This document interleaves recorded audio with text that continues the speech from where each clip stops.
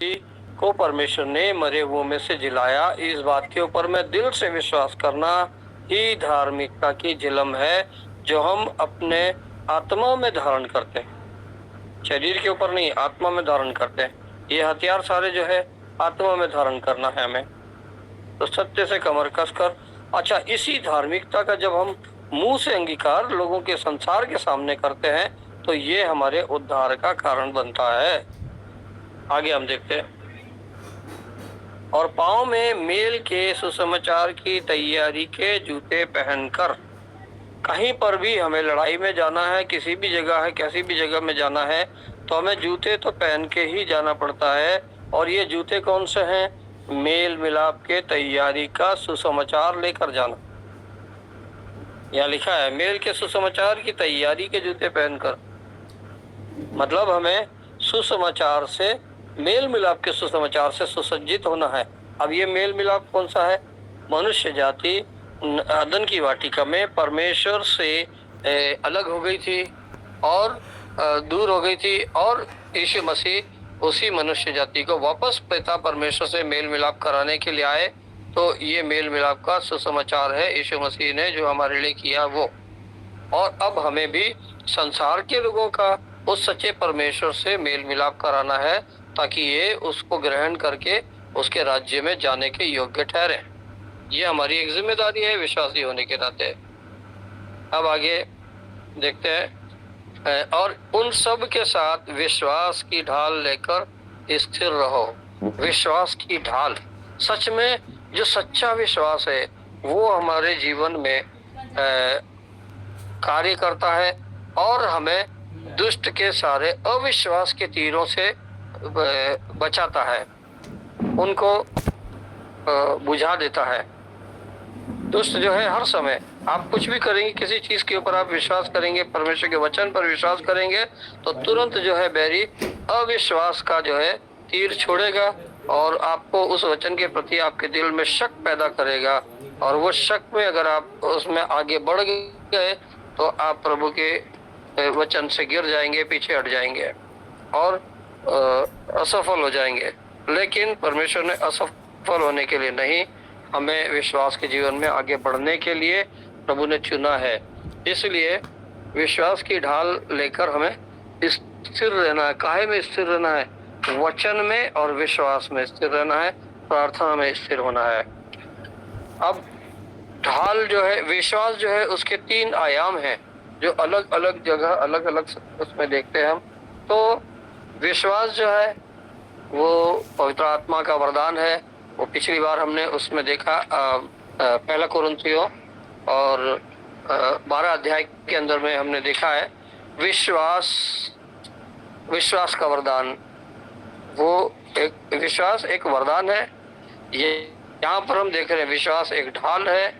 और गलातिया की पत्री में अगली बार जब अपन अध्ययन करेंगे तो पवित्र आत्मा के 9 वरदानों में एक वरदान विश्वास का भी है। एक फल, वरदान नहीं, फल। वरदान तो है ही, पवित्र आत्मा का एक फल विश्वास भी है। परमेश्वर के ऊपर विश्वास, परमेश्वर के पुत्र, उसके सुसमाचार पर विश्वास करना, वो पवित्र आत्मा का एक फल है जो हमें हमारे जीवन में धारण करना है, हमें हमारे जीवन से उसको उत्पन्न करना है। विश्वास की ढाल लेकर स्थिर रहो, तुम उस दुष्ट के सब जलते हुए तीरों को बुझा सको। वो जलते हुए तीर फेंकता है, ऐसे ऐसे ताने मारेगा कि लोग तिलमिला जाते हैं, लेकिन हमें वो सब नहीं करना है। वो कैसे भी ताने मारे, हमें शांत रहकर प्रभु की महिमा करना है। आगे लिखा है 17 पद में, और उद्धार का टोप, उद्धार का टोप, क्योंकि बैरी हमारे मस्तिष्क पर, हमारे विचारों पर आक्रमण करता है। तो हमारे विचारों को बैरी के आक्रमण से बचाने के लिए उद्धार का टोप हमको पहनना है।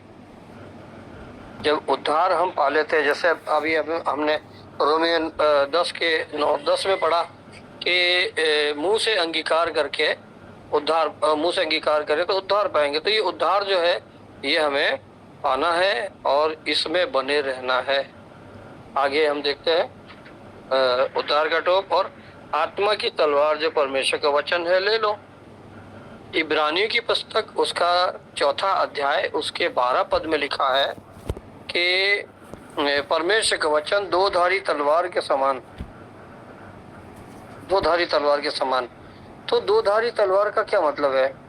जैसे ये सुनने वाले को छेदती है, वैसे ही बोलने वाले को भी छेदती है, मन के विचारों को और गांठ गांठ और गुदे गुदे को वार पार छेदती है और मन के विचारों को जानती और जांचती है। सच में परमेश्वर का वचन सामर्थी वचन है। ये हमारे जीवन में ऐसी तलवार का काम करता है। यीशु मसीह की जो परीक्षा ली शैतान ने, 3 परीक्षाएं ली, उसने वचन से ही उसने यीशु मसीह की परीक्षा ली और यीशु मसीह ने वचन की तलवार से ही उसके सारे आक्रमण को काट दिया, नष्ट कर दिया, फेल कर दिया उसको। तो ये वचन जो है परमेश्वर का वचन है, यही बैरी के सामने खड़े रहने के लिए हमारा एक हथियार है। अब ये जो हथियार है, जो 7 हथियार हम देखते हैं, इसमें अब आगे और एक हथियार देखेंगे अपन। और हर समय और हर प्रकार से आत्मा में प्रार्थना और विनती करते रहो और इसीलिए जागते रहो कि सब पवित्र लोगों के लिए लगातार विनती किया करो। तो लगातार आत्मा में जो प्रार्थना और विनती है, ये 7वां हथियार है। तो 5 हथियार जो है वो तो काम में हाथ अपने, जैसे कहते हैं अस्त्र और शस्त्र बोलते हैं ना, जो उसमें से कुछ तो दूर से फेंक के मारने के होते हैं और कुछ जो है हाथ में तलवार, जैसे तलवार ढाल लेके अपन लड़ाई, पुराने समय में लड़ाई लड़ते थे।